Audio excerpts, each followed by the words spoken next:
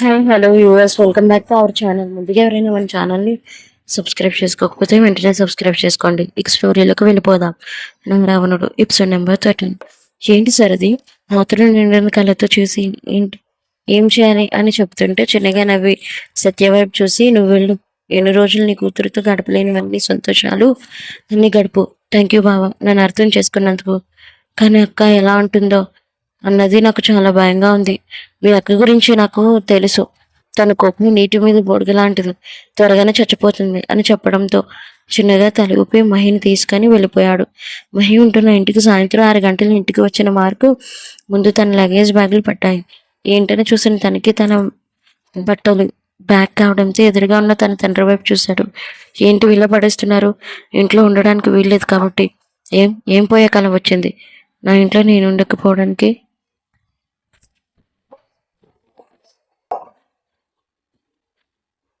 ఏం లేదు, వర్క్ చేసుకో.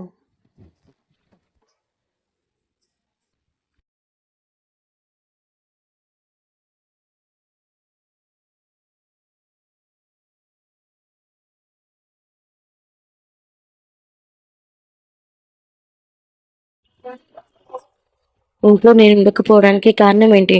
అది నువ్వు మహిని పెళ్లి చేసుకోక ముందు ఉండాలి అని చెప్పడంతో అప్పుడే ఇదంతా కోపంగా ఉన్న మార్పు పెళ్ళయింది అనే విషయం ముందే తెలిసిన రియాక్ట్ అవ్వలేని అరుంధతి గారు రియాక్ట్ అవుతున్నారు. ఏంటండి, నా కొడుకుని బయటికి పంపిస్తున్నారు? ఇది జరిగింది పెళ్లి కాదని ఆ రోజే మనకు చెప్పారు కదా, మీరేంటి ఇలా మాట్లాడుతున్నారు అని అనడంతో కోపం వచ్చిన రాజేంద్ర ప్రసాద్ వెంటనే లాగెక్కడు పీకారు. ఇన్నేళ్లలో తన భార్య మీద ఎప్పుడూ చేయి చేసుకోలేదు. ఇప్పుడు అలా చేయి చేసుకోవడం బుగ్గ వాటిపై కాముగా వెళ్ళి సోఫాలో కూర్చుంది. ఇదంతా చూస్తున్నా మనకి మీరేం చేస్తున్నారు? నేనేం చేస్తున్నానో నాకు తెలుసు. ఇంట్లో ఉండడానికి వీల్లేదు. మహి దగ్గర ఉండటమే నీకు మంచిది. పెళ్ళైన భార్యాభర్తలు ఉండాలి తప్ప వేరు వేరుగా కాదు. డాట్, are you serious? Yes, I'm serious. మీ ఇద్దరికి తను ఎందుకు అలా కట్టాల్సి వచ్చిందో నేను చెప్పాను. అయినా సరే, మీరు ఇలా చేస్తారని అసలు అనుకోలేదు.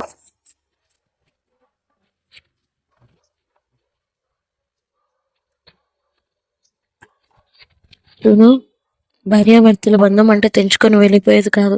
10 కాలాల పాటు చాలా పచ్చిగా ఉండేది. దాన్ని హేళన చేస్తే మాత్రం బాగోదు. నేనేం చెప్పానో అర్థం చేసుకోవడానికి ప్రయత్నించు. వెళ్ళు. మహి అంతకు ముందున్న ఇంట్లోనే ఉంది అని కోపంగా అనడంతో నేను ఏ హోటల్ రూమ్లోనైనా ఉంటాను. నీ కార్డ్స్ అన్ని నేనే బ్లాక్ చేయించాను. నువ్వు ఐపీఎస్ కాకముందు నా సొమ్ముతోనే కదా తిన్నావు. ఇప్పుడు 1 మంత్ కూడా కాలేదు నువ్వు జాయిన్ అయ్యి. శాలరీ కూడా మహా అయితే 60,000 వస్తుంది. దాంతో బతికేద్దాం అనుకుంటున్నావా? చెప్పడంతో ఇట్స్ ఎనఫ్ అని కఠినంగా చెప్పి ఇద్దరి వైపు కోపంగా చెప్పి వెంటనే తన లగేజ్ బ్యాగ్ని పెట్టుకొని జీప్లో ప్రయాణించాడు. దానికోసం ఎదురు చూస్తున్నట్లు ఆశగా అనిపించి, నువ్వు నా కొడలు ఇంటికి తీసుకొని వస్తే నేను బయటికి పంపించేవాడిని కాదురా, కానీ మీరు కలవాలి. అలా కలవాలంటే నేను ఇలా చేయాలి అని అనుకుంటూ మార్కు వెళ్ళిన తర్వాత వెనక్కి తిరిగిన తనకు బిక్కముఖం వేసి చూస్తున్నారు అరుంధతి కనిపించారు. చిన్నగా నవ్వి తన పక్కన కూర్చుంటే వెదురుగా చూసింది.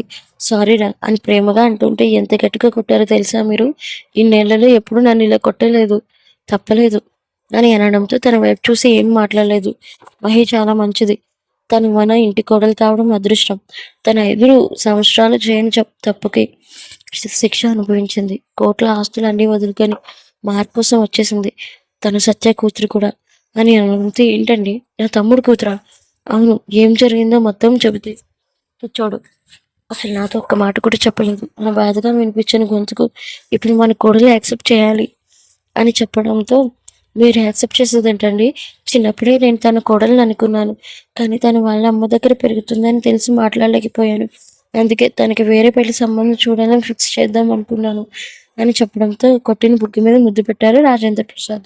డోర్ బెల్ ఒకటే మోగడంతో ఎవరని చూసిన తనకు మారి కనిపించాడు.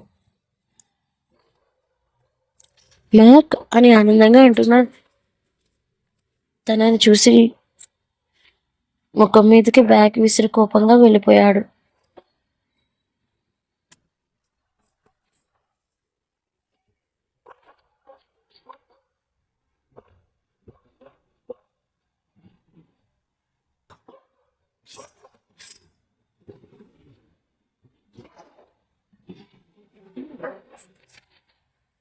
కోపంగా వెళ్ళిపోయాడు రూమ్లోకి. అంటే సార్ చెప్పిన ప్లానింగ్ ఇదే అనమాట అని మనసులో మురిపెంగా బ్యాగ్ తీసుకొని మార్క్ వెళ్ళి దగ్గరికి వెళ్ళింది.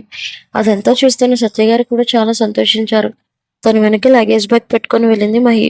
మార్క్ అని పిలిస్తే తన రూమ్లోకి వెళుతూనే తనని చూసి కోపంగా అనిపించి తన బ్యాగ్లో బట్టలు తీసుకొని బాత్రూంలోకి వెళ్ళి ఫ్రెష్ అయ్యి బెడ్ మీద కూర్చున్నాడు. ఏమైంది, ఇక్కడికి వచ్చావు అని తన పక్కన కూర్చొని అంటున్న తనని చూసి తన వైపు కోపంగా చూస్తూ అంతే నీ వల్లే, నీ వల్లే, నా వల్ల, నా వల్ల ఏమైంది, ఇంకేం కాలేదని అడుగు. మా నాన్న నీ మెడలో తాళి కట్టానని నన్ను ఇక్కడికి పంపించేశాడు. అవునా, నిజంగానా అని మెరుపు కళ్ళతో అంటే తను ఒక్క క్షణం మాత్రం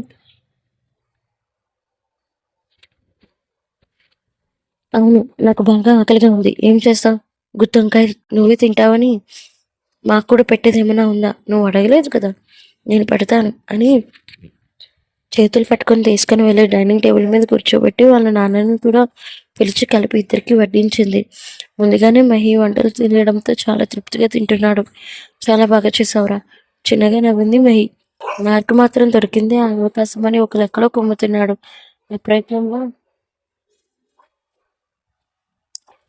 చిన్నప్పుడు వాళ్ళ నాన్న గోరుముద్దలు తినిపించింది గుర్తుకు వచ్చి వెంటనే సత్య గారు మహి వైపు చూశారు. వాళ్ళిద్దరికీ వడ్డించడం బిజీగా ఉన్న తనని చూసి రాము నీకు కూడా కలిపి పెడతాను చిన్నగా నవ్వి వెంటనే అలాగే అని అనుకుంటూ తన ముద్దు కూర్చునేసరికి అన్నం కలిపి తన చేత గోరుముద్దలు తినిపించాడు. వాళ్ళిద్దరు సెంటిమెంట్లు చూసి చిరాకుగా అనిపించి భోజనం తినడంతో అక్కడి నుండి వెళ్ళిపోయాడు. ఏమంటున్నారా, చిరాకుగా మాట్లాడుతున్నాడు.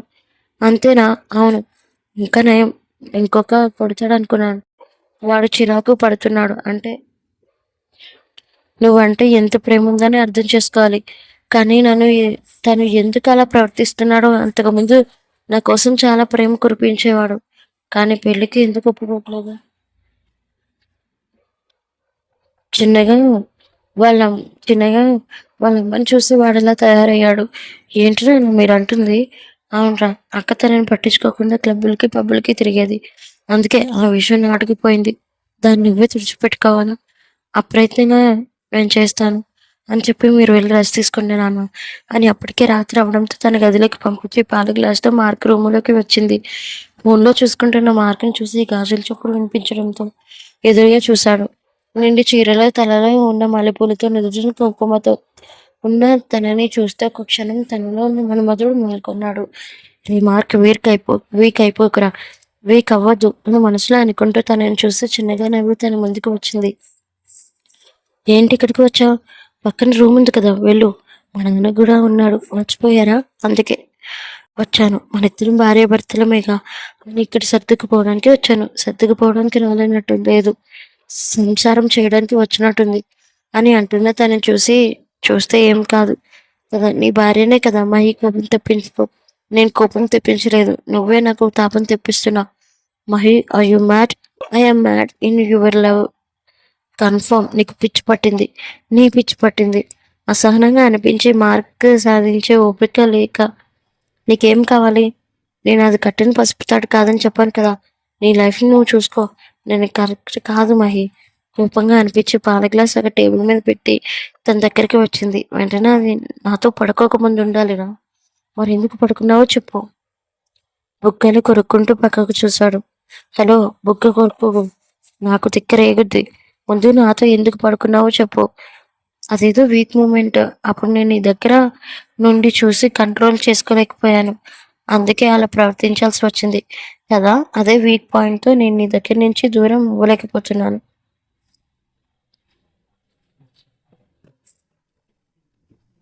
అదే నన్ను నీ వరకు రప్పించేలా చేసింది, నాకు ఆస్తులు వద్దు, మా నాన్న నువ్వు కావాలి, అంతే మహి.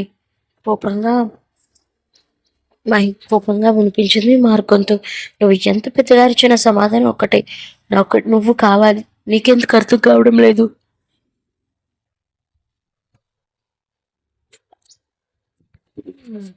అని కోపంగా చెప్పి ఇదిగో పాలు అని పక్కనే ఉన్న టేబుల్ దగ్గర నుంచి వచ్చేసింది. నువ్వే తాగి నన్ను సాధించుకొని తినవే, అలానే అని చెప్పి పాలు తాగుదాం పడుకుందాం అని తన భుజం మీద చేతులు వేసి అంటూ ఉంటే, నువ్వు పడుకో, నేను ఇక్కడ పడుకోను, నువ్వు బయట పోలీసేమో, ఇంట్లో మాత్రం కుక్కని పేనులో పడుండి.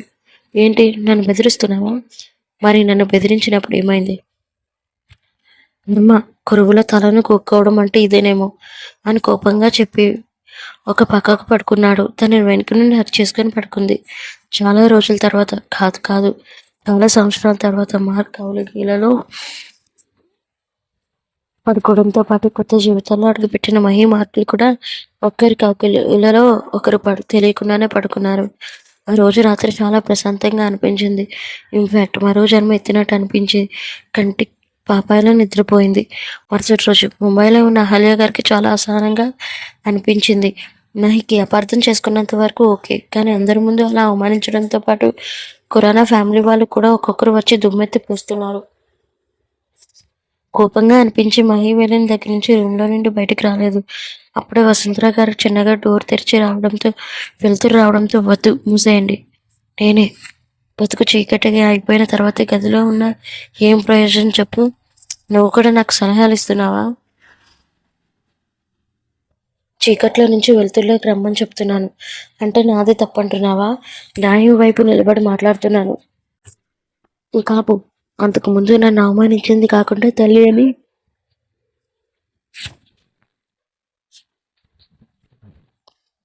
అని గౌరవం లేకుండా అక్కడి నుంచి విడిచిపెట్టి వెళ్ళిపోయింది. అది ఒక కూతురేనా? నువ్వు ఇలా అయిపోతున్నావే. తల్లిగా తనకేం చేసావు ఒకసారి చెప్పు? డబ్బు ఇచ్చాను, ఆస్తి ఇచ్చాను, ఐశ్వర్యాన్ని ఇచ్చాను, ఇంకేం కావాలి? అది నన్ను వదిలి వెళ్ళిపోయింది. దానితో పాటు చెరగలేని ఒక్క మచ్చను కూడా ఇచ్చావు. చేయలేని తప్పుకు తనని శిక్షను అనుభవించేలా చేశావు. అప్పటికే నేను చెప్తూనే ఉన్నాను, నిన్న కూతురు నిన్న కూతురు కన్నా డబ్బు ముఖ్యమని చెప్పావు, ఫ్యామిలీ షేర్స్ ముఖ్యమని చెప్పావు.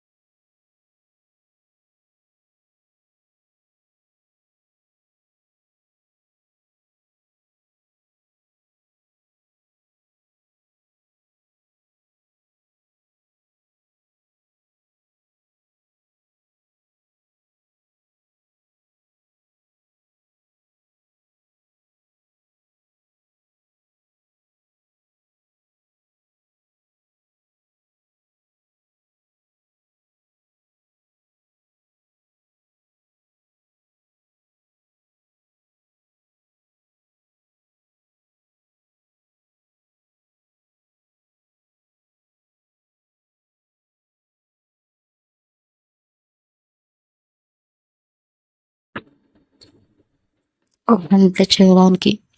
మహి అలా చెప్పడంతో ఇంకేం చేయలేక వెంటనే వసుంధర గారికి ఫోన్ చేశాడు. మధ్యాహ్నం ముందుగానే సత్య గారికి వడ్డించి పెట్టడంతో, ఆఫీస్కి వంట చేసి ముందుగానే సత్య గారికి పెట్టడంతో మార్క్ తీసుకువెళ్ళాలని గుర్తుకు వచ్చి వెంటనే 10 నిమిషాల్లో సరిపడగా క్యారేజీ రెడీ చేసి క్యారేజ్ మోసుకొని ఆటో బుక్ చేసి పోలీస్ స్టేషన్కి వెళ్ళింది. అప్పుడే ఒక కేసు సాల్వ్ చేసి ఫ్యాన్ కింద కూర్చొని ఉన్న మార్క్ దగ్గరికి కానిస్టేబుల్ వచ్చాడు. సార్ అని కానిస్టేబుల్ ఆయన రంగా పిలవడంతో ఏంటయ్యా అని తన వైపు చూశాడు. మీ భార్య గారు వచ్చారండి. వాట్? అది ఎందుకు వచ్చింది? పంపించాయి. లోపలికా బయటకా అండి? ఎక్కసకాలుగా ఉంది కదా నీకు? అయ్యో మీ ముందుకు నాకు ఎక్కసకాలు ఏంటండి? అంటే ఆవిడ గారిని ఎక్కడ పంపించమంటారు? లోపలికి పంపించమంటారా, బయటికి పంపించమంటారా? అబ్బా బయటకు పంపించాయి, నాకు ఎవరిని కలవాలని మూడ్ లేదు అని చెప్పడంతో, అదే విషయం మహికి చెప్పడంతో, అయ్యో మీకోసం నేను కష్టపడి భోజనం తీసుకుని వచ్చాను అన్నయ్య, బయటికి వెళ్ళిపోమన్నారు కదా, మీ అందరికీ తృప్తిగా వడ్డించేసి వెళ్ళిపోతాను అన్నయ్య అని పిలిచినందుకేమో కానిస్టేబుల్ అయిన రంగా అందరి కోసము తెచ్చారా మేడం అని చెప్పడంతో, మేడం ఏంటన్నయ్య మీ కన్నా చిన్నదాన్ని, నన్ను చెల్లమ్మ అని పిలివి, కూర్చోండి. వరుసగా అందరినీ కూర్చోబెట్టి తనే స్వయంగా వడ్డించింది. తలనొప్పి బాగా రావడంతో కాఫీ కావాలని 2-3 సార్లు వెళ్ళి కొట్టినా ఎవరు రాకపోవడంతో అసహనంగా అనిపించి బయటకు వచ్చిన తనకు తింటున్న కానిస్టేబుల్స్ ఎస్ఐ అందరూ కనిపించారు. వార్త అని మనసులో కోపంగా అనుకుంటూ ఏం జరుగుతుంది ఇక్కడ అని గంభీరంగా మార్కు గొంతు వినిపించి అప్పటి వరకు పట్టిస్తున్నది కాస్త తన వైపు చూసింది. వచ్చారా మీరు? అన్నయ్యలందరికీ భోజనాలు వడ్డిస్తున్నాను, మీరు తింటారా? ఏంటి నా స్టేషన్లో నీ చెత్త వంటలు తీసేసి కనిపిస్తున్నావా? అవునా, ఈ చెత్త వంటనే మీరు రాత్రిపూట తిన్నారు ఆవురమంటూ అని మనసులో అనుకుంటూ, చూడండి ఇక్కడ భోజనాలు చేస్తున్న వాళ్ళని మధ్యలో ఎలా వేపుతారు చెప్పండి? అవును సార్, మేడం చెల్లమ్మ బాగారు చాలా బాగా వంట చేశారు, మీరు చాలా అదృష్టవంతుడు సార్ అని అనడంతో మేడం చెల్లమ్మ విచిత్రంగా అనిపించి అతని వైపు కోపంగా చూసి లోపలికి వెళ్ళిపోయాడు. ఏడవండి అని అనుకుంటా ఆయన మాటలు పట్టించుకోకుండా మీరు కడుపు నిండా తినండి అని చెప్పి వెంటనే ఇంకొంచెం సాంబార్ వేసుకుంటారా అని అంటే, వేయండి అమృతంగా ఉంది, తింటూ ఉంటే మీరు తింటూ ఉండండి అన్నయ్య, నేను ఆయన కూడా పెట్టేసి వస్తాను. కోపంగా లోపలికి వచ్చిన మాకి కడుపులో ఎలుకలు కూడా తిరుగుతున్నాయి. అసలు కోపంగా ఉన్నాడేమో చైర్కి అనుకొని కళ్ళు మూసుకొని తనకి ఒక విస్తరాకు తన ముందు పరిచి వంటలు వడ్డిస్తున్న చెప్పడు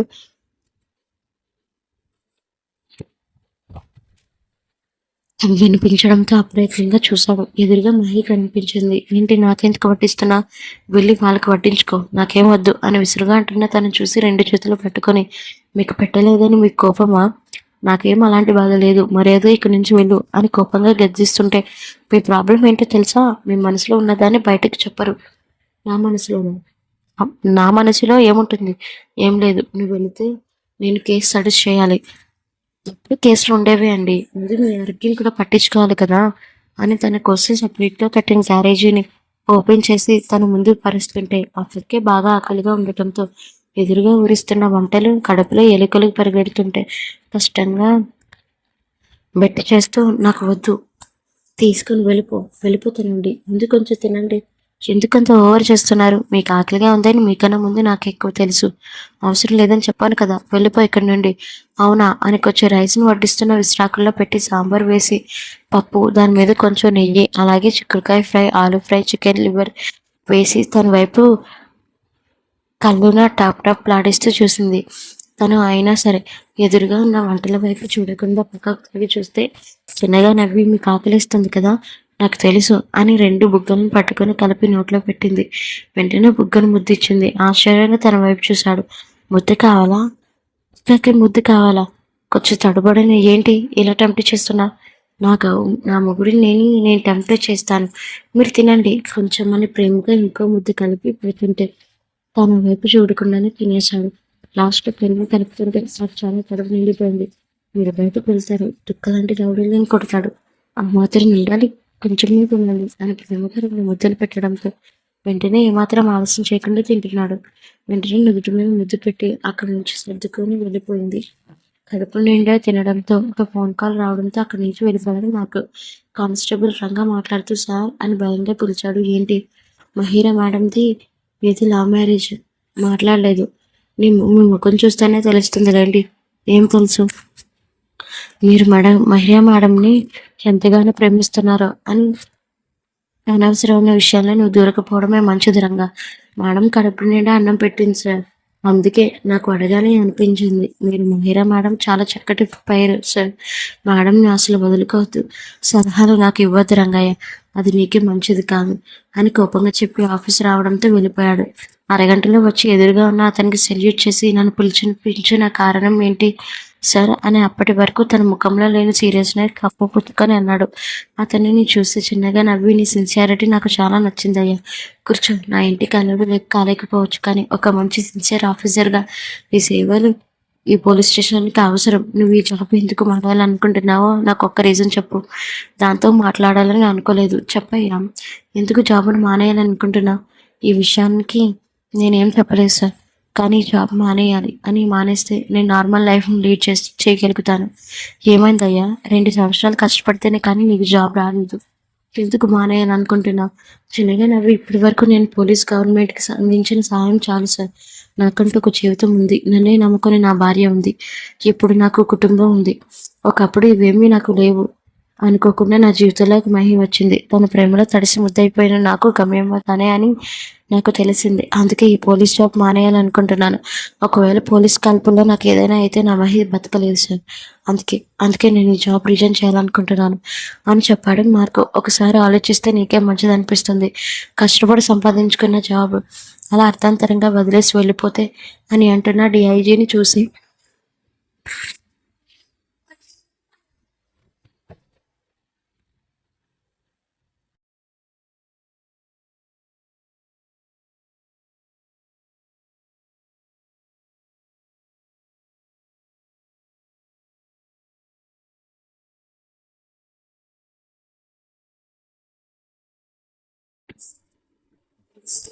వెళ్ళిపోతే అని అంటున్న డిఐజీని చూసి, నేను కరెక్ట్గానే మాట్లాడుతున్నాను. ఇన్ని రోజులు నా గమ్యం పోలీస్ జాబ్నే, కానీ ఇప్పుడు నా గమ్యం నా మహే మాత్రమే. నాకేమైనా అయితే తను బతకలేదు సార్. ఈ జాబ్ మానేయాలి, అందుకే అనుకుంటున్నాను. Thank you sir. నేను వచ్చే నెల నుంచి రిజైన్ చేద్దాం అనుకుంటున్నాను. ముందుగానే రిజైనింగ్ లెటర్ తన చేతికి ఇవ్వడంతో ఆశ్చర్యపోయాడు డీజీపీ మనోహర్ గారు. కొంచెం బాధగా ఉంది. వెంటనే దీని గురించి మాట్లాడాలి అని మనసులో అనుకుంటూ, సరే నేను అప్లికేషన్ ఫామ్లో ఉంచుతాను అని చెప్పడంతో థ్యాంక్ యూ సార్ అక్కడి నుంచి వెళ్ళిపోయాడు. సాయంత్రం వాళ్ళ నాన్న సత్యతో బీచ్కి వెళ్ళడంతో కన్నులు నిండిన సముద్రాన్ని చూసి సత్య చేతిని పట్టుకొని నడుస్తుంది. మహి ఒక పానీపూరి బండి దగ్గర ఉండడంతో గప్చుప్లు వేసుకొని చిన్నపిల్లలా తింటున్నారు ఇద్దరు సత్య గారికి.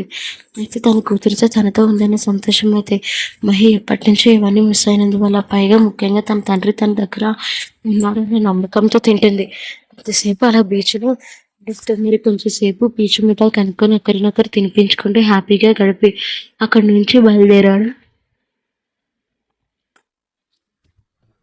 రాత్రి 7 గంటలకి ఇంటిలో ఉన్న మార్క్ కనిపించి, వచ్చేసావా? ఇంకా రావడం టైం పడుతుందేమో అనుకున్నాను. ఉండు, కాఫీ తీసుకొస్తాను అని వెళ్ళడంతో వెళుతూనే తన వైపు చూశాడు మార్క్. కాఫీ తీసుకొని వచ్చి తను ఎదురుగా పెట్టింది. కాదనుకుంటా తీసుకున్న మహారాజు అయిన మార్క్ని, ఏంటి డ్యూటీ విశేషాల అని సత్యగారు అడగడంతో, ఏం లేదు మామ, మొత్తం ఈరోజు డ్రగ్స్ దంతా ఒకటి ఏర్పడింది. వాళ్ళని ముఖాముఖి ఎదుర్కొనేసరికి ఇంత టైం పట్టింది, లేకపోతే ఎప్పుడో వచ్చేవాడిని అని చెప్పడంతో, డిన్నర్కి ప్రిపేర్ చేస్తాను అన్న, మీరు ఫ్రెష్ అవ్వండి అని కిచెన్లోకి వచ్చి అన్నా మహి మీరు కూడా అని మార్కుని చూసి అనడంతో చిన్నగా తల ఊపి వెంటనే పనిలోకి వెళ్ళి ఫ్రెష్ అయి వచ్చాడు. వస్తున్న తనను చూస్తూ ఉండిపోవాలనిపించింది. Grey colour t shirt, grey colour night track లో వస్తున్న తన నుండి చూపుని కష్టంగా మరల్చి డైనింగ్ టేబుల్ దగ్గరికి వచ్చి కూర్చుంటే తను స్వయంగా వడ్డించింది. ఇంకేమైనా కావాలా? మార్క్ని ఆతృతంగా అడిగిన చూసి, నాకేం వద్దు, నువ్వు తిన్నావా అని తినడం ఆపకుండానే మహిత అన్నాడు. మార్క్ లేదు, వెంటనే తిను అని చెప్పి వెళ్ళిపోయాడు. ప్రేమగా చెప్పొచ్చు కదా అని నోట్లో నసుకుని అనుకుందే మనసులో, బయటకు అనేక ధైర్యం లేక. వాళ్ళ చిలిపి తగాదాలు చూసిన సత్యగారు, రారా నేను తినిపిస్తాను. వద్దు నాన్న, తనే వచ్చి తినిపిస్తే కానీ తినను. భార్యాభర్తల మధ్య తను కలిగి చేసుకోకూడదని, మహికి మంచిది కాదని త్వరగా తినేసి అక్కడి నుంచి వెళ్ళిపోయాడు సత్య. ఎంతసేపు అయినా రూమ్లోకి రాని మహిని చూసి అసహనంగా బయటకు వెళ్ళి చూస్తే డైనింగ్ టేబుల్ దగ్గర కూర్చొని ఉంది. ఏంటి ఇంకా తినలేదు అని కోపంగా ఉంటున్న తనను చూసి, నాకు తినాలని లేదు, అందుకే నేను రాలేదు. ఏం మాయ రోగం వచ్చింది? రోగం కాదు, ప్రేమ, అది కూడా నీ మీద. మళ్ళీ పిచ్చి పట్టణంతో ప్రవర్తించవు. నీకు ఆకలిస్తే నువ్వు తినాలి, ఎవరు వచ్చి పెట్టరు. నా మొగుడు ఉన్నాడు కదా పెట్టడానికి, ఒక్కసారికి నువ్వు తినిపిస్తే ఏమైంది, మధ్యాహ్నం కూడా నేను నీకు తినిపించాను కదా అని గట్టిగా అరుస్తుంటే తన నోరు ముంచి మీ నాన్న పక్క రూమ్లో ఉన్నాడు. కళ్ళతో సై చేస్తున్న తనని చూసి సహనంగా ప్లేట్లో అన్నం కూర వడ్డించి పెడుతున్నాడు. చిన్నగా పెట్టు, వివరంగా తన వైపు చూస్తూ వెంటనే ఇంకొంచెం చిన్న సైజు మొదలు పెడుతుంటే ఇంకొంచెం పెద్దవి కూడా కలిపి పెట్టొచ్చు అని ఆట పట్టించిన మహి. అదంతా డోర్ చాటు నుండి చూస్తున్న సత్య గారి కళ్ళు ఆనందంతో తడుముకున్నాడు. వెంటనే అక్కడ ఉండడం కరెక్ట్ కాదని అక్కడి నుంచి తన బెడ్ దగ్గరికి వెళ్ళి వీళ్ళందరినీ ఇలానే ఎప్పుడూ కలకాలం సంతోషంగా ఉండాలని కోరుకున్నాడు మనస్ఫూర్తిగా. ఇంకొకసారి నేను కలిపిన ముద్దను నువ్వు తినకపోయావు అనుకో, ఖచ్చితంగా అన్నం మొత్తం ఒకటే ముద్దను చేసి నోట్లో కొక్కుతాను అని కోపంగా అనడంతో సైలెంట్గా తింటుంది అని కోపంగా చెప్పి వెంటనే తనని ఇంకో ముద్ద కూడా పెట్టడంతో ఇంకా చాలు, నాకు కడుపు ఫిల్ అయిపోయింది మార్క్ అని అనడంతో చేతిని తన ప్లేట్లో కడిగి తన వైపు చూడకుండా వెళ్ళిపోయాడు. మరో చోట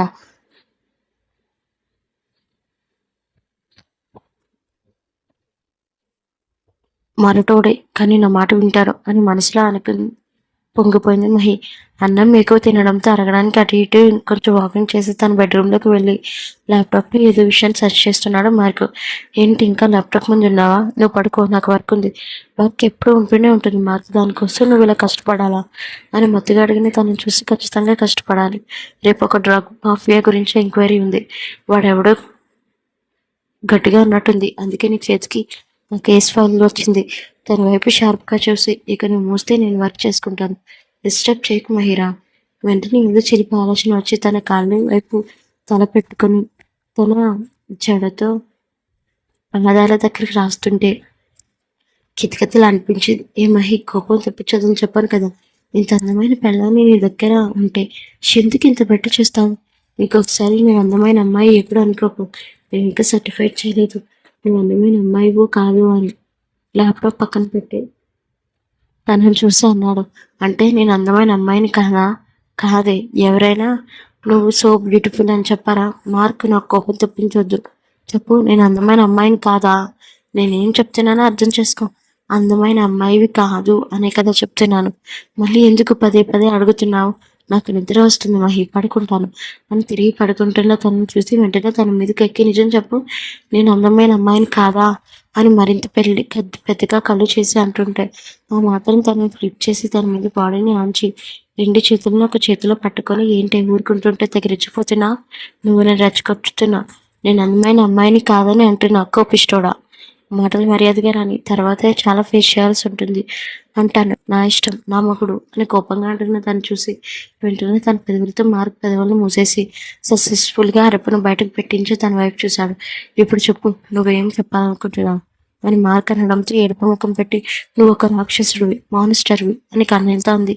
కన్నీళ్ళు నచ్చలేని మార్క్ వెంటనే తన నుండి దూరం జరిగి, ఇందాక నుంచి పడుకోమని చెప్పాను, నా మాట వినలేదు, ఇప్పుడు అనుభవించు, తనకి నేను బాధ్యురాలని కాదు, నువ్వే బాధ్యుడివి అంటుంటే వెంటనే నడుముని పట్టి దగ్గరికి లాగాడు. అనుకోని చర్యకు బిక్కముఖం వేసుకొని తన వైపు చూసింది. ఇప్పుడేంటి నీ గొడవ? నువ్వేరా నా గొడవ? నువ్వు మాత్రమే నా గొడవ, నిజం చెప్పు, నేను ఇప్పుడు ఇలా అన్నానని నువ్వు ఏడుస్తున్నావా? మరి కాదని కదా చెప్పింది. కాదు, నువ్వు ఇలా అన్నందుకే నేను ఏడుస్తున్నాను అని విక్కుతూ అంటుంటే, సరే అయితే ఏడు పాపు, నాకు నిద్ర వస్తుంది అని ఒక పక్కకు తిరిగి పడుకుంటున్నా తనని చూసి ఇంకొంచెం కృషం పొంగకు వచ్చింది. తన ఏడుపు ఏం పట్టినట్టే పడుకున్నాడు. చిన్నగా కన్నీళ్ళు శబ్దం రావడంతో బ్రెడ్ లైట్ దగ్గర కాళ్ళు ముడిచి ఏడుస్తున్న మహిని చూసి, ఎందుకు ఏడుస్తున్నా అని కూర్చొని అడిగాడు. లేకపోతే ఏంట్రా, అసలు నన్ను భార్యలో చూస్తున్నావా? అమ్మాయిలు వాళ్ళ దృష్టిలో ఎక్కువగా ప్రేమించేది పసుపు తాడు మాత్రమే, అంతలో నేను అతీతం కాదు మార్క్.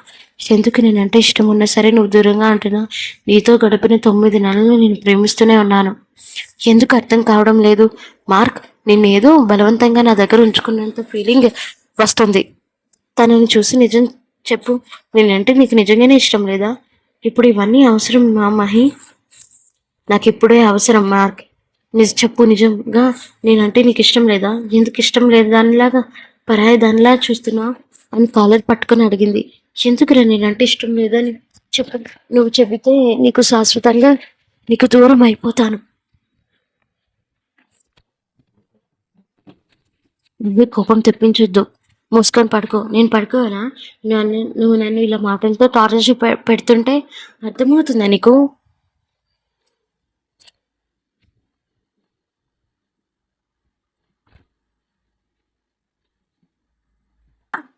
నన్ను కోపంగా మరి పక్కన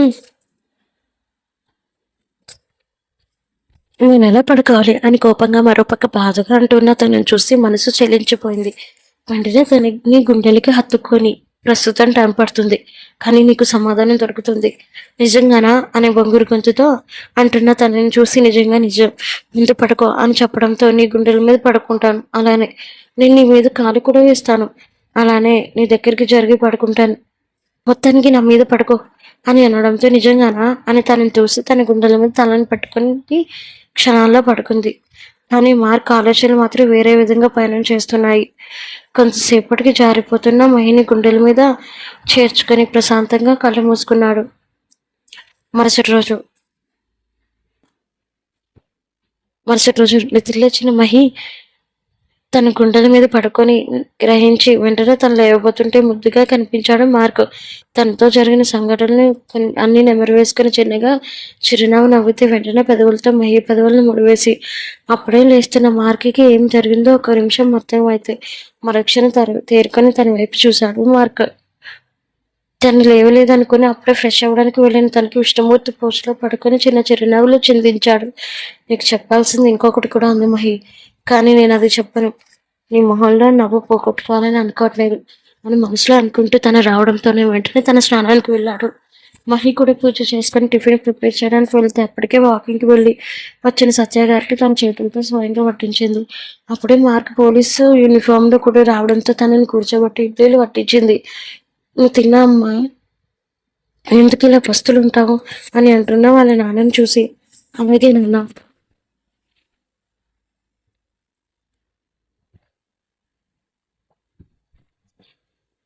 అని అనుకుంటూ ఆ పక్కనే కూర్చుంటే స్వయంగా సత్యగారు తన నోటికి అందించారు. పెట్టింది కాదనుకున్న తింటున్న మహిని చూస్తూ ఉండిపోవాలనిపించింది. ఎప్పుడూ ఏదో ఒక బాధతో ఉంది మహినేనా ఈ మహి అని అనిపించింది ఆ క్షణం. మార్క్కి ఆ మహి ఎప్పుడో ఏదో ఒక బాధతో ఉంటే ఈ మహి ఎంతో సంతోషంగా వాళ్ళ నాన్నతో ఎంతో ఆనందంగా ఉన్న మహి కనిపిస్తుంది. ఈ క్షణంలో ఆ క్షణంలో మార్క్ చూపులు ఈ సంతోషాన్ని నేను ఎప్పుడు పోనివ్వను అన్నట్టుంది.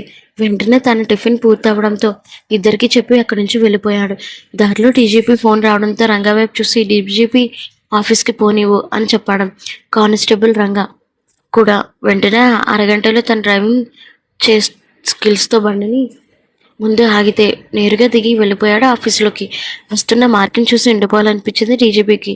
కానీ మార్క్ చూపు ఒక క్షణం డీజీపీ మీద పడితే పరీక్షగా చూసి అక్కడ ఉన్న వేద మీద పడింది చూపు. ఆయన ఎంత మాత్రం పట్టించుకోకుండా పోలీసు విధానంలో తనకి సల్యూట్ చేసి చెప్పడంతో, సార్ నన్ను పిలిపించడానికి కారణం ఏంటి? ఇది నీ ఆఖరి నేనేమా అని మార్క్ అడుగుతున్న డీజీపీని చూసి, నాకు ఎలాంటి మార్పు కనిపించట్లేదు. నా భార్య అంటే నాకు చాలా ఇష్టం. తన సంతోషం కోసమే నేను ఏదైనా చేయాలని అనుకున్నాను. అందుకే నేను ఈ సెంటర్లలో ఉంటే ఖచ్చితంగా నేను తనతో ఉండకపోవచ్చు. అసహనంగా అనిపించింది. ఓకే, మా అమ్మాయి నీతో ఏదో మాట్లాడుతుందంటయ్యా, అందుకే నేను పిలిపించాను. తన వైపు చూసి, పరాయి పెళ్ళైన మగవాడు పరాయి అమ్మాయిలతో మాట్లాడకూడదు సార్, అది సంస్కారం కాదు. ఒకవేళ నాతో ఏమైనా మాట్లాడాలని అనుకుంటే ఇంటికి వచ్చి మాట్లాడాలి అని చెప్పండి. అక్కడైతే నా భార్య కూడా ఉంటుంది అని పొలవటిగా చెప్పాడు మార్క్. అలా వెళ్ళిపోయిన మార్క్ని చూసి కోపంతో రగిలిపోయింది. సో ఇన్ని రోజులు తన వెనుకబడిన నా ప్రేమ మొత్తం బూడిదల పోసిన పన్నీర్ అవ్వాల్సిందేనా? ఇది నీకు కష్టమైనా సరే దీన్ని నువ్వు యాక్సెప్ట్ చేయాలి. మహిని ఎంతలా ప్రేమిస్తున్నాడో తన మాటల్లోనే తెలిసింది అని డీజీపీ చెప్పడంతో అక్కడి నుంచి వెళ్ళి కోపంగా అనిపించి వెళ్ళిపోయింది వేద.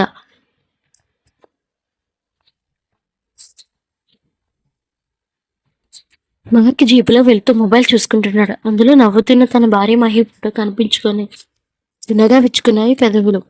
డ్రైవింగ్ చేస్తున్న రంగా మాట్లాడుతూ, ఏమైంది సార్ అంత సంతోషంగా ఉన్నారు? ఏం లేదు, నేను వచ్చే నెల నుండి రిజైన్ చేస్తున్నాను.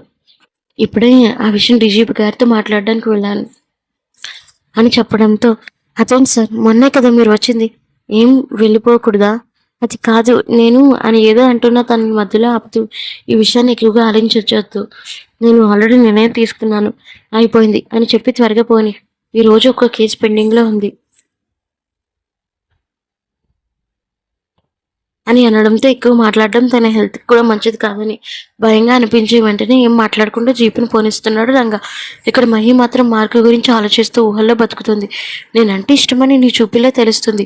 కానీ అది బయట పెట్టడానికి నీకు పొగరు అని ముద్దుగా మురిసిపోతూ, నువ్వు నిజంగా నా లైఫ్‌లోకి రావడం నాకు చాలా సంతోషం. చాలా అంటే చాలా ఎక్కువ సంతోషం. నాన్న తర్వాత ఎవరైనా నా గురించి ఆలోచిస్తావంటే అది నువ్వే మార్క్.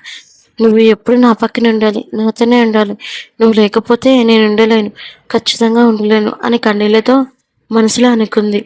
వెంటనే ఎవరో తలుపు చప్పుడు వినిపించడంతో ఒక్కసారి టైం వైపు చూసింది. మధ్యాహ్నం 12ంటికి ఎవరు వస్తారు అని అనుకుంటూ ఉండగానే డోర్ తీసిన తనకు అరుంధతి గారు కనిపించడంతో ఆవిడని చూసి ఎప్పుడు చూడకపోవడంతో, మీరెవరు? బంధుత్వంతో పిలవాలా? లేదంటే నేను ఎవరో ఏంటని చెబుతూనే కానీ నన్ను గుర్తుపట్టలేవా? ఒక్కసారి ఆవిడ ఏమన్నదో అర్థం కాలేక బుర్రగొక్కుంటూ, మీరు నాకు నిజంగానే ఎవరో తెలియదండి. బహుశా మీరు రాంగ్ అడ్రస్కి వచ్చినట్టున్నారు. నేను రాంగ్ అడ్రస్కి రాలేదు. రావాల్సిన చోటుకే వచ్చాను. ఒక క్షణం ఆవిడ ఎవరో పోల్చుకోవడానికి విధాలుగా ప్రయత్నించింది. కానీ మధ్యలోనే ఓడిపోయింది మహి. మీరు ఎవరి కోసం వచ్చారు?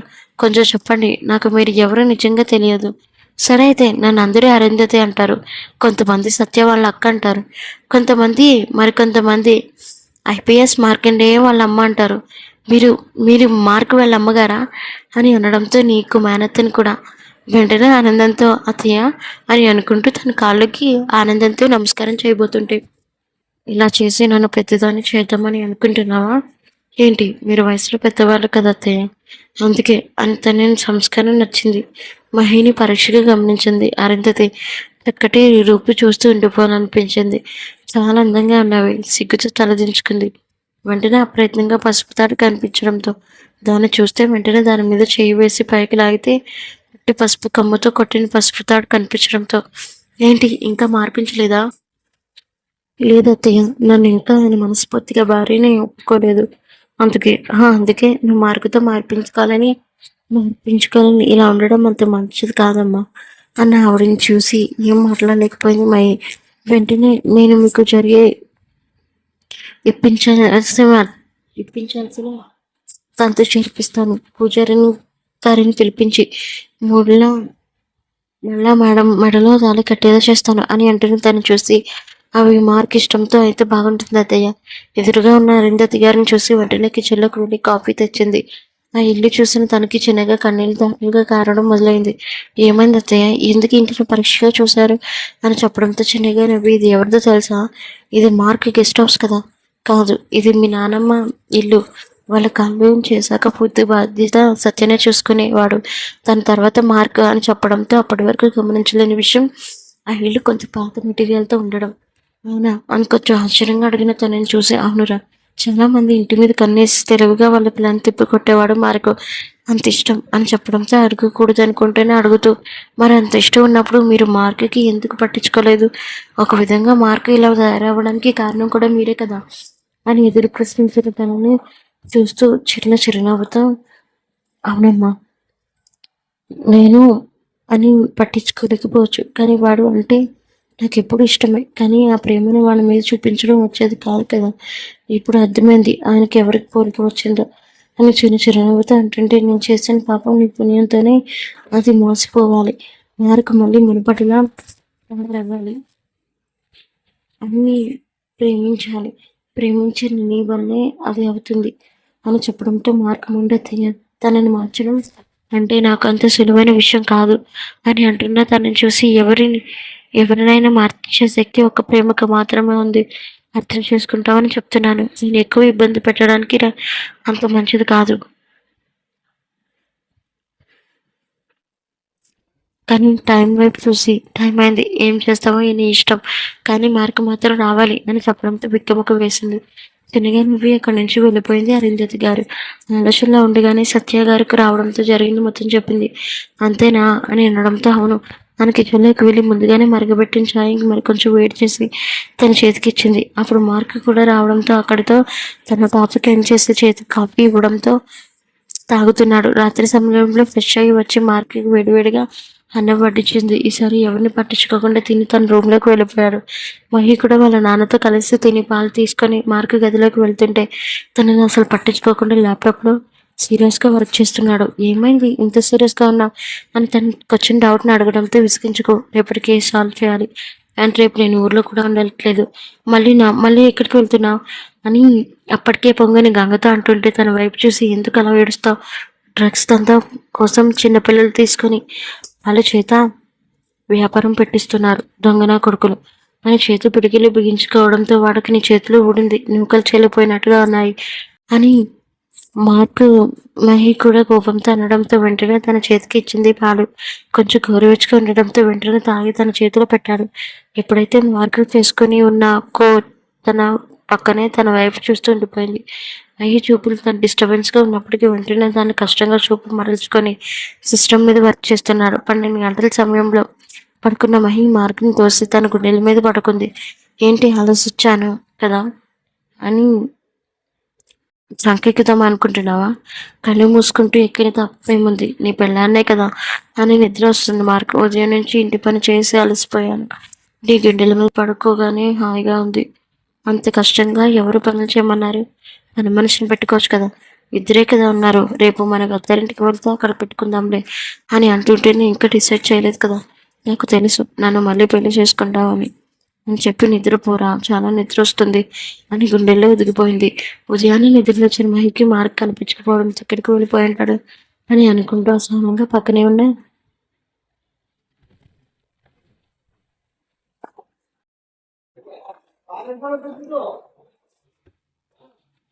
ఓపెన్ చేసి చూడటంతో పైన స్క్రీన్లో మార్క్ పెట్టిన మెసేజ్లు కనిపించున్నాయి. దాన్ని తీసి చూసింది. నేను డ్యూటీ పర్పస్ మీద బయటికి వెళ్లాల్సి వస్తుంది, రాత్రి ఏ టైంకి వస్తానో తెలియదు, నువ్వు నా కోసం వెయిట్ చేయొద్దు అన్న సారాంశాన్ని చూసి నిట్టూర్పు విడిచి వాళ్ళ నాన్నకి కాఫీ ఇవ్వడానికి బయటకు వెళ్ళింది. అప్పుడే జాగింగ్ చేసి వస్తున్న వాళ్ళ నాన్నకి కాఫీ ఇచ్చి మార్క్ గురించి చెప్పడంతో వాడి డ్యూటీలో ఉంటే మనల్ని కూడా పట్టించుకోవడం ఏం మాట్లాడలేకపోతే ప్రిపేర్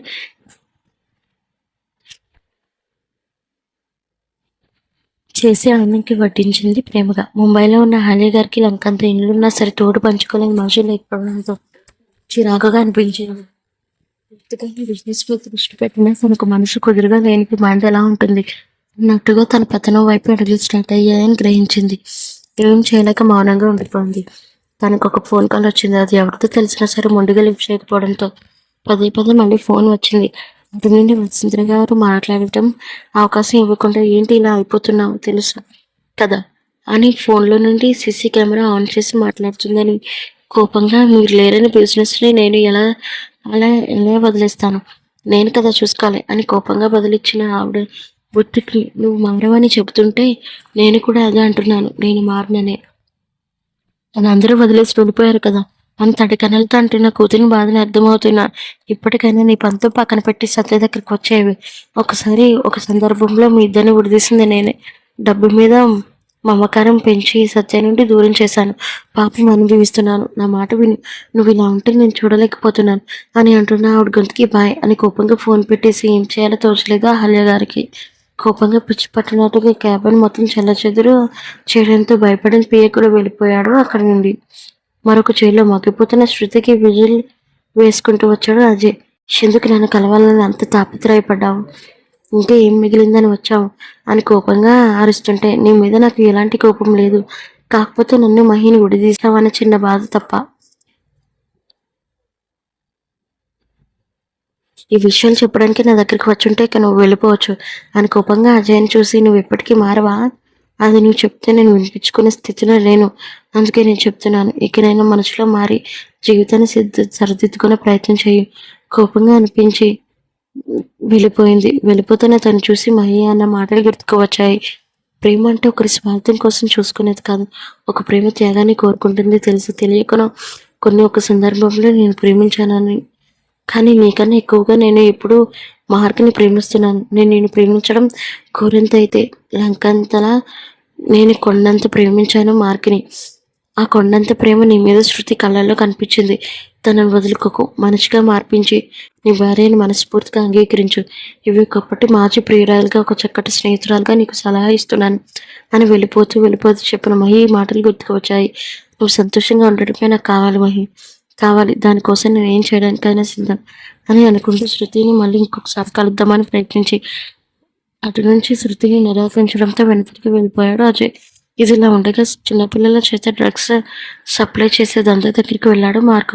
కొత్త మనిషిని వాళ్ళ గ్యాంగ్లో చూసిన ఒకడు, ఎవర్రా నువ్వు, ఎంత ధైర్యం ఉంటే ఈ ప్లేస్కి వస్తావు అడుగుతున్న తనని చూసి అక్కడ ఉన్న కొంతమంది పిల్లలను చూశాడు. బక్క చిక్కిపోయినట్టుగా ఉన్నారు. హృదయధారక దృశ్యాన్ని చూసిన మార్క్ గుండె మొదలుపెట్టినట్లుగా అనిపించింది. వెంటనే కోపంగా పిల్లల చేత డ్రగ్స్ చందా చేయించడానికి మీకు సిగ్గులేదురా అని కోపంగా వాళ్ళ మీద ఎగబడి వస్తుంటే ఒక క్షణం బెదిరిన వాళ్ళ గాంగులు వాళ్ళ మనుషులకు సైగ చేయడంతో ఎగబడి వెళ్ళారు మార్క్ మీదకి. వచ్చిన వాళ్ళని వచ్చినట్టుగా మట్టి కురిపించి వస్తున్న మార్కిని చూసి ఒక అడుగు వెనక్కి వేశాడని చెప్పాలి. ఇంకా గ్యాంగ్ లీడర్, రే ఏంట్రా ఏం చేస్తున్నా, నువ్వు పిచ్చిగాని పట్టిందా, మర్యాదగా ఇక్కడి నుంచి వెళ్ళిపో, ఇది కోట్లతో ఇవ్వాలి, నీ ప్రాణం విడిచిపెడుతున్నా, నువ్వు వెళ్ళిపోరా అని గట్టిగా అరుస్తున్న గ్యాంగ్ లీడర్ని చూసి, ఏంట్రా నువ్వు నాకు ప్రాణం విడిచిపెట్టేది, ఈ రోజు ఏ ఒక్కడు కూడా ఒక్కడితో ప్రాణాలతో వదిలిపెట్టను. ఎప్పుడైతే చిన్నపిల్లలతో మీకు డ్రగ్స్ సప్లై చేస్తారో అప్పుడే మీ మీద ఉన్న చిన్న కనికరం కూడా పోయిందిరా. అభం శుభం తెలియని పిల్లల్ని మీ అవసరానికి వాడుకుంటారా అని అక్కడ ఉన్న వెదురు బొంగుతో తీసుకుని ఒక్కొక్కరిని కొట్టడం మొదలుపెట్టాడు. అలా కొట్టి అందరినీ ఒక దగ్గరకు చేర్చి ఎదురుగా ఉన్న గ్యాంగ్ లీడర్ వైపు వెళ్తే అప్పటికే తన దగ్గర కత్తి ఉండటంతో అది తీసి వెంటనే మార్కెట్లో పడిపోతున్న దాన్ని ఒక్క జడ్లు తప్పించుకొని వాటి మీద ముక్కు మీద పంచులు ఇస్తూనే ఉన్నాడు. చిన్నపిల్లల దేవుళ్ళతో సమానం, ఆ దేవుళ్ళ చేత నువ్వు పని చేపించుకుంటున్నా, అది వెలకట్టలేని పాపం, నీ పోగేసుకున్నా, ఇక నువ్వు బతకడానికి వీల్లేదు అని కోపంగా రివాల్వర్ తీసి వెంటనే వాడి నుదుటికి ఏం చేసి షూట్ చేశాడు. అక్కడికక్కడే నీళ్ళకి ఒదిగిపోయాడు. వెంటనే మిగతా వాళ్ళని కూడా షూట్ చేసి ఆఖరిగా ఉన్నవాడిని షూట్ చేయబోతున్నా అన్న వద్దన్న పిండం పిల్లలను కలవాలని, వాళ్ళ కోసమే ఇదంతా చేస్తున్నా, ఇష్టం లేకపోయినా నువ్వు వదిలేస్తే నేను వెళ్ళిపోతున్నాను అన్న, జన్మలో పిల్లల జోలికి వెళ్ళను అని ఏడుస్తూ కాళ్ళ మీద పడడంతో, పిల్లలు ఉన్నవాడివి, ఆ బంధం ఏంటో నీకు తెలియదు, ఇంకొక కడుపును పుట్టిన పిల్లలు నీ పిల్లలు లాంటి వాళ్ళు కాదా అని అంటుంటే, అందులో చేరడానికి నాకు ఏమాత్రం ఇష్టం లేదన్నా, కాకపోతే నాకు చదువు రాదు, నా పిల్లం బిడ్డల్ని ఎలా పోషించుకోవాలో అర్థం కాక ఈ పని ఒప్పుకున్నాను, అంతేగాని నేను ఇలా చేయాలని ఎంత మాత్రం కాదు అని కన్నీళ్లతో తన పాదాల మీద పడి మొత్తుకున్న వాడిని చూసి జాలి కలిగి, ఇంకొకసారి చిన్నపిల్లల జోలికి కానీ డ్రగ్స్ జోలికి కానీ వెళ్ళావో చంపపడేస్తాను, కానీ నాకు ఇది ఒక్క పని వచ్చు అన్న అని అంటుంటే, ఉండడానికి ఇల్లు ఇస్తాను, మీ పిల్లల చదువు నేను చూసుకుంటాను, మా ఇంటి డ్రైవర్గా చేయు, అలాగే నా భార్యకి బాడీ గార్డ్గా ఉండు, ధర్మాత్ములయ్యా అని అనుకుంటూ మార్కెట్కి దండం పెట్టాడు. వెంటనే వీళ్ళందరూ ఎలా చనిపోయారంటే నక్సలిస్టులు చేతిలో గురయ్యారని చెబుతాను అన్న అని అనడంతో వెంటనే శనగ తల ఊపి ఆ పిల్లల వైపు చూసి, పిల్లని ఎంత త్వరగా వాళ్ళ ఇంటికి చేర్చిస్తే నీకంత త్వరగా మంచిది, అలా చేర్పించి నా దగ్గరికి పనికొచ్చాయి అని విజిటింగ్ కార్డు చేతిలో పెట్టాడు. వెంటనే అది తీసుకుని జన్మల వరకు నీకు రుణపడి ఉంటానయ్యా అని అంటున్న తనని చూసి, ఎప్పుడు మన కష్టాన్ని నమ్మకాలి, జన్మల రుణాన్ని కాదు అని కోపంగా చెప్పి వెళ్ళిపోయాడు అక్కడి నుండి. మీడియా ముందు పిల్లల్ని హాజరుపరిచి మొత్తం డ్రగ్స్ దందాన్ని పట్టుకున్న మార్క్ని అభినందించి, గవర్నమెంట్ ఇంత గొప్ప విజయాన్ని సాధించడం మీకు ఎలా కృతజ్ఞతలు చెప్పాలో అర్థం కావట్లేదు, పిల్లలు వాళ్ళ తల్లిదండ్రుల దగ్గరికి చేర్చారు, దీనికి మీ సమాధానం అని మీడియా అడగడంతో నేను నవ్వి సమాధానం అయ్యి, పిల్లల్ని కాపాడగలిగితే పిల్లల్ని కనండి, వాళ్ళకి ప్రేమ పంచగలిగితేనే పిల్లల్ని కలగండి, అంతేగాని పిల్లల్ని కని రోడ్డు మీద వదిలేస్తే ఇలాంటి ముఠా చేతులకు చెబుతుంది అని చెప్పడంతో అప్రయత్నంగా అరుంధతి చెవిలో పడిన తనకు కన్నీళ్లు జలజల రాలాయి. అంతకుముందు 2 సంవత్సరాలు అండర్ గ్రౌండ్ కాప్గా పనిచేశారని డిఐజీ గారు చెప్పారు. మీరు ఈ పై స్థాయికి ఏమైనా కోరుకున్నారా అని ఒక మీడియా మిత్రుడు అడగడంతో, యాక్చువల్లీ నేను ఈ విషయాన్ని మీకు అందరికీ చెప్దామనుకుంటున్నాను అని గట్టిగా శ్వాస పీల్చి వదిలి ఒక్కసారి మీడియా వైపు చూసి వెంటనే అక్కడ ఉన్న మైక్ చేతిలో పట్టుకొని, నేను త్వరలోనే ఈ జాబ్కి రాజీనామా చేయబోతున్నాను అని అనడంతో ఒక్కసారిగా కళ్ళు పెద్దవయ్యాయి. ఏం మాట్లాడుతున్నారు అన్నట్టు. అవునండి, జాబ్కి త్వరలోనే రిజైన్ చేద్దాం అనుకుంటున్నాను. ఇందులో ఎవరి బలవంతం కూడా నాకు లేదు. ఏంటండి ఏం మాట్లాడుతున్నారు? ఇంత సడన్గా మీరు ఎందుకు జాబ్ మానేయాలని అనుకుంటున్నాను? కారణం కూడా ఎందుకు చెప్పడం లేదు? కారణం అంటూ ఏమీ లేదు. నేను ఎవరి కోసమైతే ఈ జాబ్లో జాయిన్ అయ్యానో తను ఇప్పుడు నాతో సంతోషంగా ఉంది. తన నీడిలో నా కాలం గడిచిపోతుంది. అందుకే నాన్న స్థాపించిన బిజినెస్లో చూసుకోవాలని గట్టిగా ఫిక్స్ అయ్యాను. అందుకే ఈ జాబ్ మానేద్దామని అనుకుంటున్నాను. మీలో మార్పు కారణం ఎవరు అని తెలుసుకోవచ్చా అని మీడియా వాళ్ళు అడిగితే నా భార్య మహీరా అదంతా వింటూ గోడకు ఆనుకుని ఏడుస్తూ టీవీ వైపు చూస్తుంది మహి. మీ భార్య మహీరానా? అవును, నా భార్య మహి. హ్యాపీగా నార్మల్ లైఫ్ని లీడ్ చేద్దామని నేను ఈ జాబ్కి రిజైన్ చేద్దాం అనుకుంటున్నాను. ఇందులో ఎవరి బలవంతం కూడా లేదు. నేను ఈ ఫార్మాలిటీస్ అన్నీ కూడా నేను పూర్తి చేసుకున్నాను అని చెప్పడంతో ఏం మాట్లాడాలో అర్థం కాలేదు. వాళ్ళకి వెంటనే మార్క్ తీసుకుని ఇప్పటి వరకు చెప్పలేదు మహి. నేను భార్యగా యాక్సెప్ట్ చేయాలా అన్న డైలమాలో ఉన్న నాకు నువ్వే నా గమ్యం అని తెలిసింది. నా కోసం కోట్ల ఆస్తిని వదులుకున్న నీ మనసు ముందు నేను ఓడిపోయాను అని టీవీలో మాట్లాడుతూ ఉన్న మార్క్ని కన్నీళ్ళతో చూస్తూ ఉండిపోవాలనిపించింది. ఇప్పటి వరకు నేను ఎవరికి చెప్పలేని మాట నీకు చెప్పాలనుకున్న మాట. I love you Mahi. నీతో కలిసి నా జీవితం మొదలు పెట్టాలని అనుకున్నాను అని మీడియా ముందుగా అతనికి ప్రేమగా తెలియజేయడంతో ఒక్కొక్కసారిగా నోటి మీద చేతులు వేసుకొని I love you two mark, I love you two అని కన్నీళ్ళతో మనసులో చెప్పుకుంది మహి. అదంతా చూస్తున్న రాజేంద్ర ప్రసాద్ గారు కూడా చాలా సంతోషించారు. వెంటనే ఫార్మాలిటీస్ అన్ని పూర్తి చేసి రిజైనింగ్ లెటర్ ఇచ్చి వాళ్ళకి ఇచ్చి వెళ్ళిపోతూ ఎప్పుడైనా సరే ఏ క్షణమైనా సరే పోలీస్ యూనిఫామ్లో నేను లేకపోవచ్చు, కానీ కష్టం ఉందని తెలిసిన ప్రతిసారి నేను వస్తాను అని ఫార్మాలిటీస్గా చెప్పి వెళ్ళిపోయాడు మార్క్. వెళ్ళిపోయిన మార్క్ని చూసి కొంచెం బాధగానే అనిపించింది డీజీపీ గారికి. కానీ తన ఇష్టాన్ని కూడా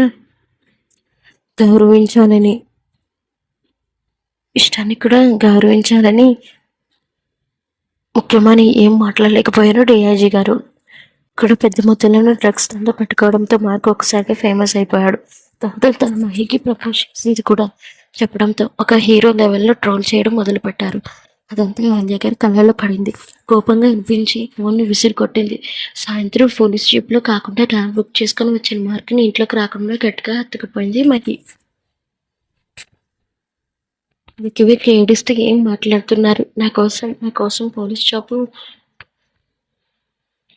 వదిలేసావా అని తన కాళ్ళని పట్టుకుని అంటుంటే నీకోసం నేను ఏదైనా సరే చేయడానికి సిద్ధం. నీతో నాకు లైఫ్ ముఖ్యం, నీతో నా జీవితం గమనం ముఖ్యం. అందుకే నేను దాన్ని వదిలేసుకొని అని కౌగిలించుకొని చెప్పడంతో ఎన్ని రోజులు ఎందుకురా నా ముందు నాటకాలు ఆడావు అని కన్నెలతో వెక్కి అంటున్న తనని చూస్తే ఆకలిగా ఉంది, అన్నం తిన్న తర్వాత చెప్తాను అని అనడంతో సారీ లోపలికి రా ముందు అయోమయంగా చెప్పి తన చేతిని పెట్టగానే లోపల తీసుకొని వెళ్ళి కడుపు నిండా తనే కలిపి పెట్టింది ముద్దులతో. పెద్దకి వచ్చిన మెహి ఆలోచనలో ఉండిపోతే తనని చూస్తే దగ్గరికి వెళ్ళాడు. ఏంటి ఎందుకు ఈ కన్నీళ్ళు అని అడుగుతూ వెనక నుండి హక్ చేసుకొని అన్నాడు. ఎప్పుడు నేను పూజలు చేయలేదు, ఏమి వ్రతాలు చేయలేదు, కానీ ఆ భగవంతుడు నా మొర ఆలకించినట్లుగా ఇలాంటి మంచి భర్తని నాకు ప్రసాదంగా ఇచ్చాడు మార్క్ అని తన 2 చేతులు వేసి వెనక్కి తిరిగి కళ్ళలోకి స్వీట్గా చూసనడంతో ఇప్పుడు నువ్వు మళ్ళీ ఏడుస్తున్నావా?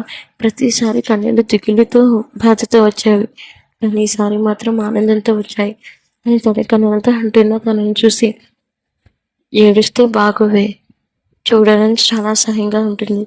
నేను మొదటిసారి నేను చూసినప్పుడు ఏదో ఫీలింగ్, తనది ఏంటో నాకు అర్థం కాలేదు. నీతో ట్రావెల్ చేసినప్పుడు నాకు అర్థమైంది. ప్రేమతో నీ మెడలో 3 ముళ్ళు వేసినప్పుడు కూడా మనస్ఫూర్తిగా నీ మెడలో వేశాను. ఒకవేళ నా పోలీస్ జాబ్లో నా ప్రాణాలు కోల్పోతే ఎక్కడ నేను వదిలి వెళ్ళిపోతానని, నీ జీవితం నాశనం అవ్వకూడదని నీతో ఇష్టం లేనట్టుగా బిహేవ్ చేశాను. కానీ నువ్వు వదిలి పెట్టలేదు, పూర్తిగా నన్ను మార్చేసావు. నా కోసం కోట్ల ఆస్తిని వదులుకోవడానికి కూడా వెనుకాడలేదు, వదులుకొని వచ్చేసావు.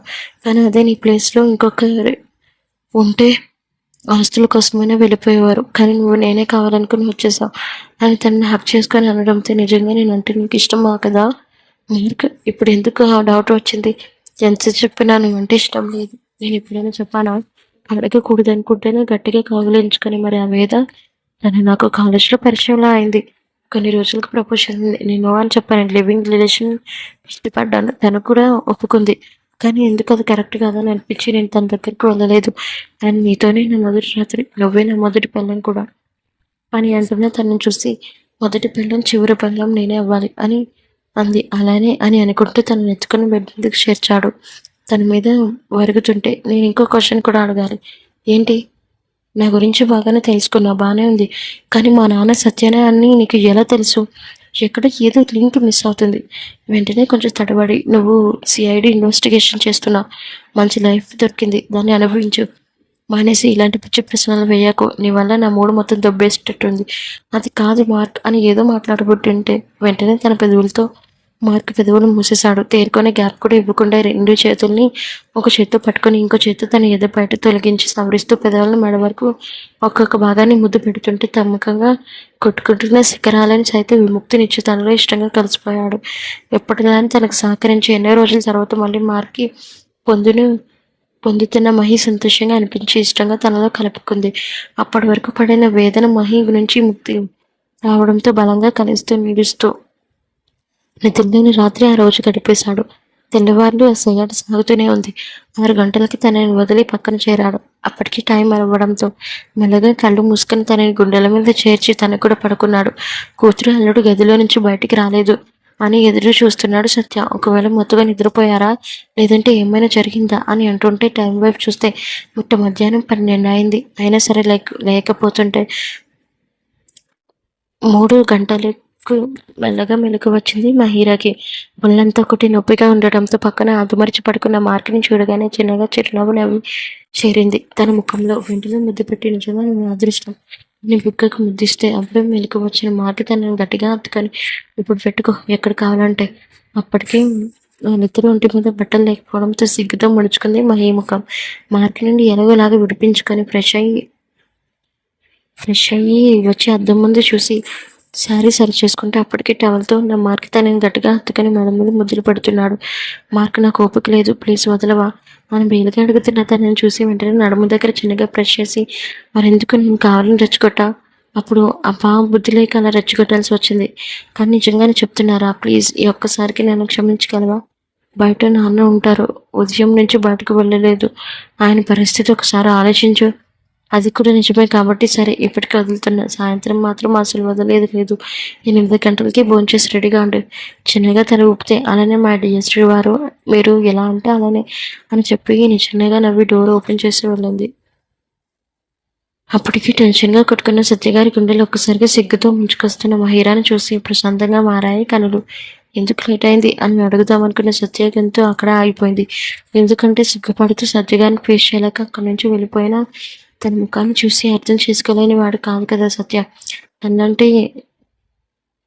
తను ఉంటే ఇవేమో అడిగేది, కానీ ఆయన ఎలా అడుగుతారు అని అనుకుంటూ వెంటనే అడగడం అది సబ్జెక్ట్ కాదని గ్రహించి వెంటనే అక్కడి నుంచి చిన్నగా నవ్వుకుంటూ అమ్మ మొహి అని పిలిచాడు వాళ్ళ నాన్న. పిలిచిన పిలుపుకి ఏంటి నాన్న? చిన్నగా తన ముందుకు వచ్చి నించుంది. 2 రోజులు కష్టాలు పడ్డావు, దానికి తగ్గట్టు ఈ రోజు నుంచి నువ్వు అన్ని మంచి రోజులు అనుకుంటున్నాను. నేను 2 రోజులు అక్క వాళ్ళ ఇంటి దగ్గర ఉంటాను, జాగ్రత్త, మార్క్కి చెప్పు. చదువుతున్నాను అని అడుగుతున్న మహిళను చూసి, వీరిద్దరూ సంతోషంగా ఉండాలని వెళ్తున్నానమ్మా అని చెప్పి అక్కడి నుంచి వెళ్ళిపోయాడు. అప్పుడే అదంతా విన్న మార్క్ చిన్నగా కన్నింగ్ స్మాల్తో సత్య వెళ్ళిపోవడంతో వెనక నుండి హాక్ చేసుకున్నాడు. ఏం చేస్తున్నా?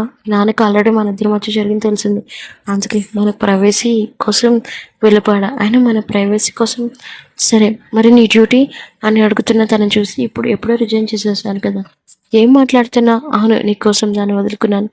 మార్క్, నీకేమైనా పిచ్చా? కాదు, నీ మీద ప్రేమ. ఎక్కువ మాట్లాడకుండా నాకు కోఆపరేట్ చేస్తాను అని అనుకుంటే తను మళ్ళీ ఎత్తుకొని గదిలోకి తీసుకొని వెళ్ళిపోయాడు. దించుకున్న అవకాశం కూడా ఇవ్వకుండా అక్కడి నుంచి వెళ్ళిపోయిన సత్య గారు నేరుగా ఒక హోటల్ రూమ్కి వెళ్ళారు. ఎదురుగా బెడ్ మీద కూర్చొని వసుంధరమ్మ గారిని చూసి వెంటనే తన దగ్గరికి వెళ్ళారు. ఎలా ఉంది మహి అని అడుగుతున్నారు. చూసి బాగానే ఉంది అత్తయ్య, కానీ నేను మిమ్మల్ని ఒకటి అడుగుతాను, నిజం చెప్పండి. నీ దగ్గర నేనెందుకు నిజం చేస్తాను సత్య అని చెప్పడంతో చిన్నగా నవ్వి, ఎందుకు అహల్యాని ఇక్కడ వదిలేసి వచ్చారు? తను మీకు నిజంగా కూతురేనా? సత్య, ఏం మాట్లాడుతున్నావు, తెలుస్తుందా? నాకు బాగా తెలుసు అత్తయ్య. ఒంటరిగా తనని వదిలేస్తే తన మానసిక పరిస్థితి ఏమవుతుందో ఒకసారి గ్రహించారా? అయినా నీకెందుకు దిగులు, తను నేను వదిలేస్తూ వెళ్ళిపోయింది కదా, వచ్చేసింది కదా వసుంధరమ్మ గారు అనడంతో, పెద్దల పెంపకాన్ని ఒట్టి పిల్లల పరిస్థితి ఆధారపడి ఉంటుంది. ఆ రోజు నేను నుండి దూరం చేయడానికి డబ్బు అనే వాళ్ళని అస్త్రంగా వేశారు మీరు. అది మీరు చేసిన మొదటి తప్పు. కానీ ఇప్పుడు తనని ఇలా వదిలేసి రావడం మీరు చేసిన రెండో తప్పు. మీరు ఆ ఒక్క తప్పు చేయకపోతే ఉంటే నేను అహల్య ఎంతో బాగా కలిసి ఉండేవాళ్ళం. మీకేం చెప్పాల్సిన అవసరం లేదు. అసహనంగా తన వైపు చూసింది. చూడు, నేను తనకు చాలా నచ్చజెప్పాను. తప్పు నాది అని కూడా నేను చెప్పాను. అయినా సరే తను రాలేకపోవడానికి కానీ నేను ఏంటి సత్య అని నిలదీసి సత్యగారిని వసుంధర అహల్యని మీరే తీసుకురావాలి. నేను చెప్పిన వినదు. మీ డబ్బు ఆశ చూపించి ఎలా తీసుకుని వెళ్ళిపోయారో అలానే తీసుకురావాలి అని కోపంగా చెప్పి అక్కడి నుంచి వెళ్ళిపోయారు. సత్య అంతా నేను చేసినట్టు మాట్లాడుతున్నాడేంటి అని మనసులో కోపంగా అనుకుంటే వచ్చింది వసుంధర. సత్య గారు అక్కడి నుంచి నేరుగా రాజేంద్ర ప్రసాద్ ఇంటికి వెళ్ళిపోవడంతో అక్కడే ఉండిపోయారు. గుడికి అడ్డు అదుపు లేకపోవడంతో మహిని పచ్చడి చేసి ఎప్పటికో వదులుతూ కాలాన్ని గడుపుతున్నాడు మార్క్. రోజులు గడుస్తున్నాయి. జైల్లో ఉన్న శృతిలో ఎలాంటి మార్పు రాలేదు. ఇక్కడ హర్య గారిలో కూడా ఎలాంటి మార్పు రాలేకపోవడంతో అసహనంగా అనిపించి వసుంధర గారికి ఫ్యామిలీ షేర్స్ మొత్తం డౌన్ఫాల్ స్టార్ట్ అయ్యాయి. అన్ని న్యూస్లో చూస్తున్న వసుంధర గారికి ఎలాంటి మనసు చలించలేదు. ఫోన్ తీసుకొని ఫోన్ చేస్తున్న అటువంటి ఫోన్ కూడా లిఫ్ట్ చేయట్లేదు. అసహనం కోపంగా వచ్చి చేరాయి తన ముఖంలో. ఉదయాన్నే లేచిన మహి మాకు చెది మీద ఉండటంతో మెల్లగా తను లేపకుండానే స్నానం వచ్చి నావీ కలర్ చీరతో రెడీ అయ్యి కాఫీ ప్రిపేర్ చేసి రూమ్లోకి వెళ్ళింది. అప్పటికే పడుకున్న తను చూస్తూ లేవలేకపోతే సమయం గడిచి మార్క్ అన్న మాట అంత చిన్నగా తన భుజాన్ని పట్టుకొని కదిపి అంది. చిన్నగా కళ్ళు తెరిచి ఎదురుగా ఉన్న తన వైపు చూశాడు ఏంటి అన్నట్లు. వారం రోజులు అవుతుంది. నువ్వు ఇంకా ఇలానే పడుకుంటే ఎలా రా అని చెబుతున్నా తనని చూస్తూ అవును కదా 1 వీక్ ఆల్రెడీ అయిపోయింది.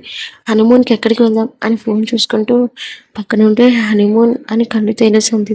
అదేంటి హనీమూన్కి వెళ్ళకుండా అని ఫాస్ట్గా ఫ్లైట్ టికెట్స్ బుక్ చేశాడు. ఏం చేస్తున్నావు అని ఆశ్చర్యంతో అడుగుతున్న తనని చూస్తే హనీమూన్కి ఫ్లైట్ టికెట్ చేస్తున్నాను, ఇంటికి తీసుకొని వెళ్తాను